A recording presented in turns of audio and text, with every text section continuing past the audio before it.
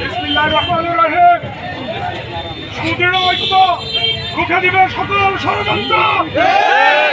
আপনারা জানেন এই খুনি লুটাস কামাল এবং এই আওয়ামী লীগ সরকার গত 17 বছর বৈষম্যের শিকার আমাদের এই বুদ্ধিকে সকল প্রকার উন্নয়ন থেকে বঞ্চিত করেছে, ঠিক কিনা?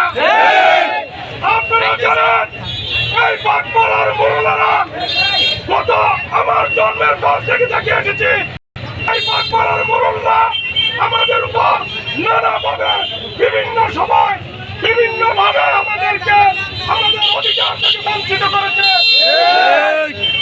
আপনারা জানেন 1988 সালে যখন মুনির ভাই এই এলাকা থেকে নির্বাচন করেছিল, আমাদের এই বাগমারার রেললাইনের উপরে তারা কারেন্টের খুঁটি গাড়িয়ে এই এলাকার কোনো প্রকার গরম মালবাহী গাড়ি আসতে দিত না, ঠিক কিনা? আজকে সেই মুরুলরা একত্রিত হচ্ছে আমাদেরকে আমাদের এই একটি যৌক্তিক অধিকার থেকে বঞ্চিত করার জন্য। আমাদের সুদৃঢ় ঐক্য তাদের এই বৈষম্যমূলক আচরণ থেকে আমাদেরকে রক্ষা করতে পারে ইনশাআল্লাহ।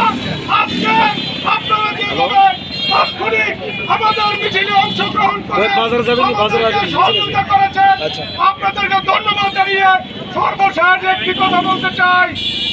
বুঝছি আমাদের আবেগ, ঠিক কিনা? মনিরুল হক চৌধুরী আমাদের আবেগ, ঠিক?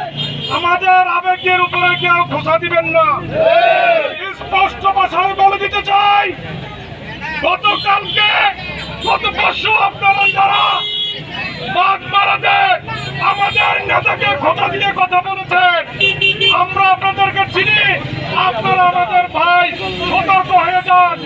আমরা যৌক্তিকভাবে আইনগতভাবে যদি আমরা ভৌগোলিকভাবে কুচ্ছিতে উপজেলা বাস্তবায়নের জন্য আমাদের অধিকারের জন্য কথা বলি, আপনাদের সমস্যা কোথায়? বাংলাদেশের মাটিতে আর ওই বৈষম্য বিরোধী আচরণ চলবে না, বৈষম্যমূলক আচরণ চলবে না। বাংলাদেশের মাটিতে একটি সুন্দর সুশৃঙ্খল পরিবেশে আমরা আন্দোলন করব, আমাদের যৌক্তিক দাবি আদায়ের জন্য সংগ্রাম করব। আপনাদের সহযোগিতা চেয়ে ধন্যবাদ জানিয়ে আমি আমার বক্তব্য শেষ করছি। আসসালামু আলাইকুম।